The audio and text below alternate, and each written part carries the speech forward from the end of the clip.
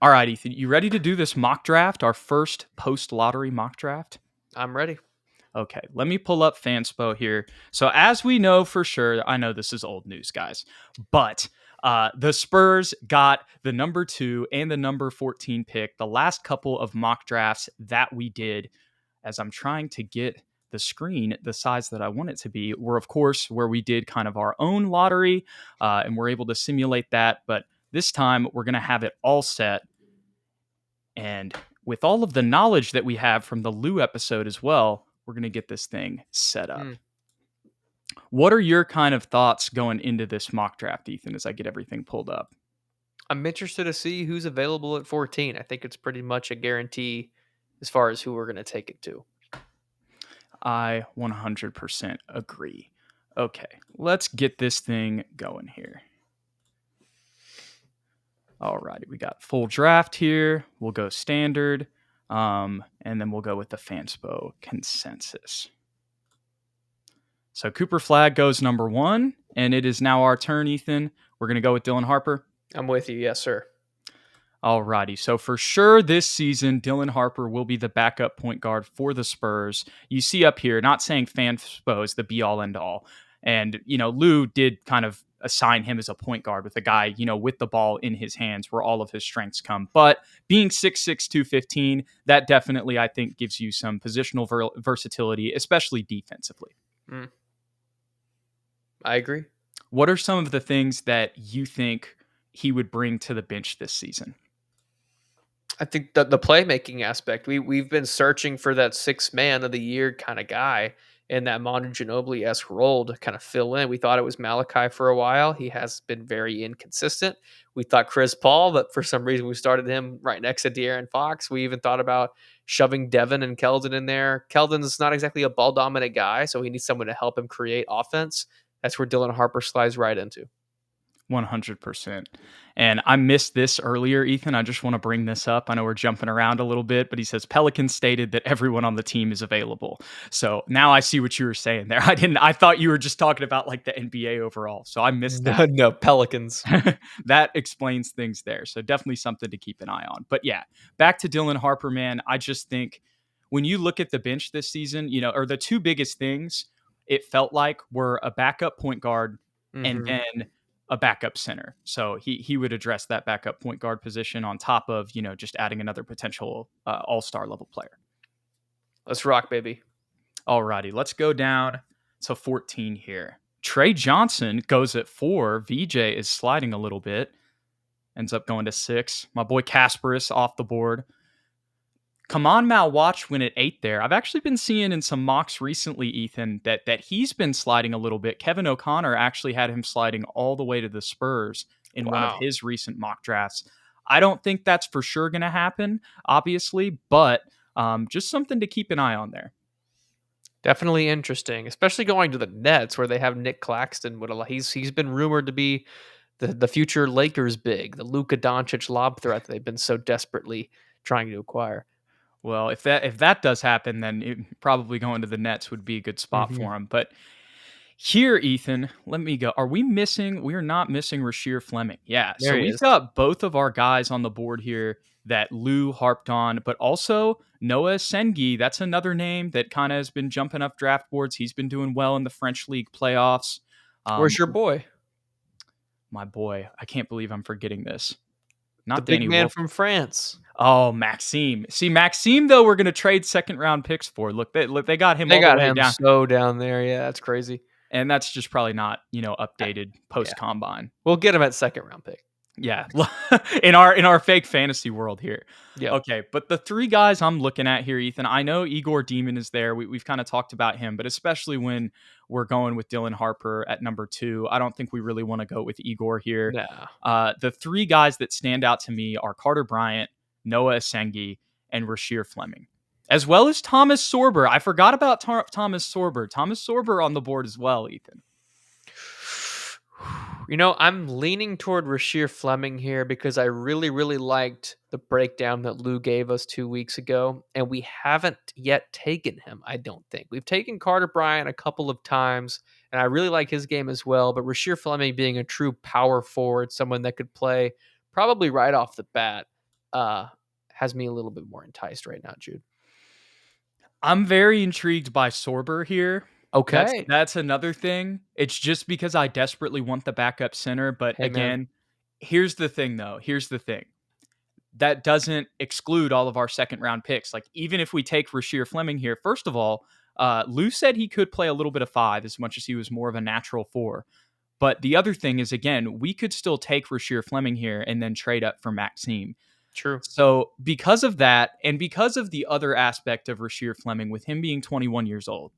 Now, let me say, I think there's definitely a world where Carter Bryant ends up having a higher ceiling than Rasheer Fleming.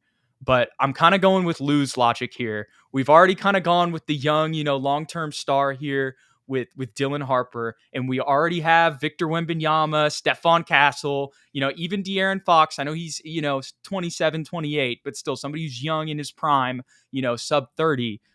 I think this is kind of where we can go with a player who's going to come in and have a little bit more of an impact. I'm with Rasheer Fleming. Let's do it, man. I'm with you. Alrighty. So there we go. 8 boards a game, too. We forget, or 8.5 boards. So rebounding as well on top of his shooting percentages. Just, a modern 4 kind of build in the NBA. So I'm down with that one, Ethan. But I definitely, I'm not upset with Carter Bryant here either. Me neither. I think Carter Bryant's got a little bit of a sleeper upside to him, like you were saying, because he is so young. I think Lou kind of slotted them as like a really good role player, if I'm not mistaken, as far as ceiling. He might have a little bit more than that, if I'm being completely honest. Yeah. Say that one more time. You were saying his ceiling. I was looking at His some of the ceiling, comments. I think we were discussing with Lou, Carter Bryant's ceiling might be like really good role player. Um, I think he might have a little bit more than that to his game. I don't know exactly. I don't have a comp necessarily, um, but he's got so much raw ability and untapped potential. I think he could definitely be something special. 100%. 100%. That's kind of what Effie says here. He says the upside of Carter Bryant. I totally feel you, but I think there's also the floor of Carter Bryant as well. And I think you could That's a argue little that scary. that Rasheer Fleming maybe has a higher floor than Carter Bryant. But dude, honestly, at the end of the day, like you said, we've gone with Carter Bryant in other mock drafts. We're gonna roll with this here, but we're not mad at either of those guys. And it's like pins and needles. Like if we didn't pick Rasheer here, we're picking Carter Bryant, right? Yeah, for sure. Alrighty. Too Clutch Corey in the comments. He says, gonna rewind because I've missed the stream, but go Spurs go. Appreciate it, brother. Thank you for being in here. RR210 Texas says, hello. What's up, man? Ken Lai says, Carter Bryant looks like Trevor Ariza. A little bit. That's an interesting comp there. I like that one. MEZ says people are overrating Fleming. I'm not a fan of him at 14, so we'll have to see what happens with Rasheer. I kind of still like him in this range. I think a lot of other people have had him there, but definitely we'll keep that in mind for sure. And Muhammad kind of says what we're saying here. I'm fine with either Carter or Rasheer. Hmm. Corey Jackson says Asa Newell. That's another name that you could look at here, but I'm not sure if he was even He's not on available. the He board. he Yeah. went early. Thank you. All Mhm. right. You ready to go to the second round pick, man? Yes, sir. Carter Bryant goes right after us to OKC. Okay, that's a little bit. That's scary because their That's defense has gotten better. that's a little bit of a kick in the groin, Ethan. I'm not gonna lie. Now I'm like, bro, these guys got Topic and this guy. Yeah, that's crazy. Oh my. Sorber dropped pretty low, 23. Mm-hmm. You know who's still available? Who?